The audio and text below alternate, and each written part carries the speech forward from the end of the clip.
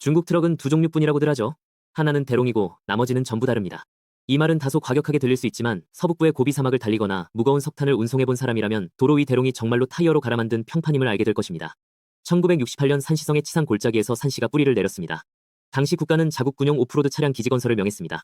공장 건물이 없어 요동에 거주했고 장비가 없어 망치로 하나씩 만들어냈습니다. 이처럼 물자가 극도로 부족했던 시대에 산시는 첫 번째 연안형 SXT50 중형 오프로드 차량을 완성했습니다. 이 차량은 중국 최초로 자체 개발된 5톤급 군용 오프로드 차량으로 우리 군의 중형 포병 견인차 수입 의존 문제를 해결했을 뿐만 아니라 이후 대롱을 위한 가장 튼튼한 기술 기반을 마련해 주었습니다.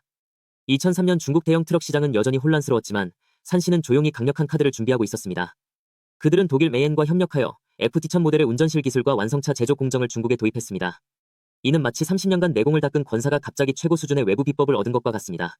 이 차가 바로 첫 세대 대롱 FT1000이며 진정한 의미에서 산시가 민수용 대형 트럭 시장에서 발걸음을 굳힌 한 세대의 신차 F2000의 외관은 전형적인 유럽 스타일로 네모지고 단단한 라인을 가지고 있습니다. 하지만 당시 사람들은 그 모습이 아니라 그 안에 담긴 불굴의 정신에 더 놀랐습니다. 당시 운전자들은 이를 대롱머라고 불렀으며 웨이차의 엔진에 프랑스식 변속기인 패스트기어를 탑재하고 핸드 차축을 연결한 이 황금 동력체인 덕분에 대롱 F2000은 당시 가장 많이 싣고 가장 빠르게 달릴 수 있는 산길 특화 차량이 되었습니다. 과장하지 않고 말하자면 그는 한 세대의 운송업자들을 이끌며 도로를 종전에 낙타만 다닐 수 있었던 곳까지 확장했습니다. 만약 F2000이 문턱을 넘게 하는 열쇠라면 이후 등장한 대롱 X300 산시의 진정한 영웅작품입니다. 2014년 X3000이 출시되었을 때 전체 업계가 일제히 놀라움을 금치 못했습니다. 초기 모델들의 안정적이고 평범한 디자인 언어를 버리고 완전히 새로운 패밀리 룩을 적용했습니다. 넓은 면적의 그릴은 맹수가 입을 벌린 듯한 모습으로 당시로서는 매우 대담한 디자인이었습니다. 가득 찬 힘의 느낌을 주는 이 디자인은 전문성이 없어 보이는 듯했지만 X3000의 운전석에 들어가 보면 산시가 운전자들의 생활질을 고민하기 시작했다는 것을 알게 됩니다. 이전의 트럭들은 제어는 카이조신이었지만 X3000의 운전실은 폭 2.4m, 내부 높이가 거의 2m에 달해 당신이 완전히 똑바로 서서 스트레칭할 수도 있습니다. 에어 서스펜션 시트는 여러 방향으로 조절이 가능하며 침대는 넓고 두꺼워졌습니다.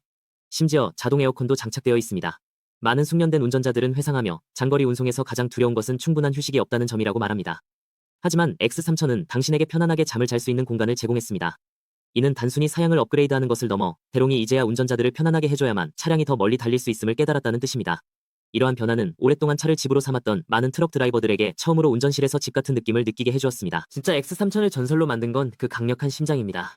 탑재된 것은 위차의 WP13 엔진으로 배기량은 13L, 최대 마력은 550마력, 최대 토크는 2550Nm입니다. 이 수치는 오늘날 최상급은 아니지만 당시 중국산 대형 트럭의 정점이었죠. 국도에서 최고 기어로 변속하고 엑셀을 밟으면 그 13L의 엔진이 깊고 묵직한 울음소리를 내며 끊임없이 몸을 밀어붙이는 힘을 줍니다.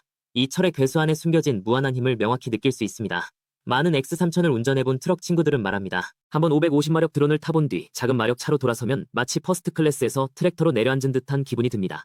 그 다음은 여러분이 잘 아는 드론 X5000과 플래그십 X6000입니다. X6000 세대에는 디자인이 완전히 해방되었습니다. 외관은 완전히 새로운 디자인 언어를 적용했고 전면부는 더욱 젊어졌으며 라인은 긴장감 넘칩니다. 전체 LED 헤드라이트는 눈부실 정도로 빛나죠. 하지만 외관에만 속지 마세요. 이 차의 본질은 여전히 남의 것을 베끼는 드론입니다. X6000의 운전석에 앉으면 이동식 비즈니스 클래스인지 대형 트럭인지 헷갈릴 정도입니다. 평바닥 설계 덕분에 운전실 공간이 압도적으로 넓습니다. 운전석에서 조수석으로 갈 때는 몸을 틀 필요도 없죠. 중앙 콘솔에는 대형 LCD 화면이 들어가고 멀티기능 핸들, 전자주차 브레이크, 원터치 스타트 등 예전엔 승용차에서만 보던 사양들이 다 갖춰져 있습니다. 특히 그라모 에어시트는 냉난방과 마사지 기능까지 있어 장거리 운전을 목숨을 태우는 일이 아닌 특별한 크루징 체험으로 바꿉니다. 차량 내부 수납 공간은 아주 체계적으로 정리되어 있어 큰 짐부터 작은 냄비와 그릇까지 제자리가 있습니다.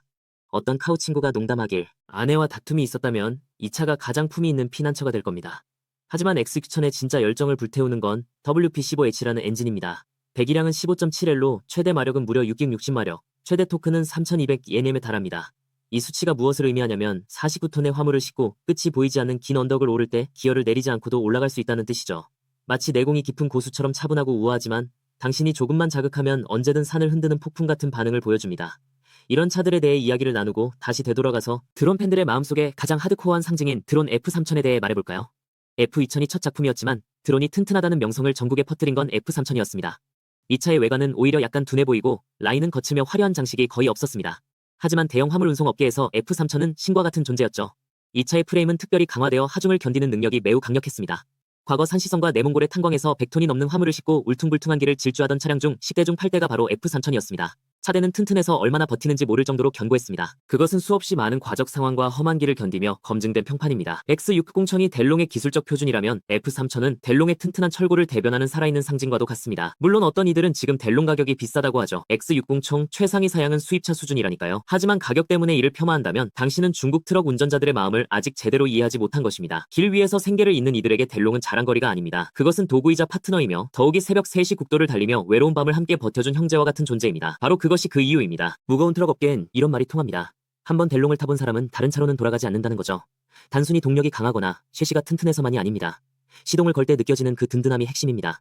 연비는 따지고 디테일은 지적할 수 있겠지만 온통 먼지가 휘날리는 하늘 아래서 거친 소리와 함께 언덕을 오르는 그 녹색의 위용을 결코 무시할 수는 없습니다.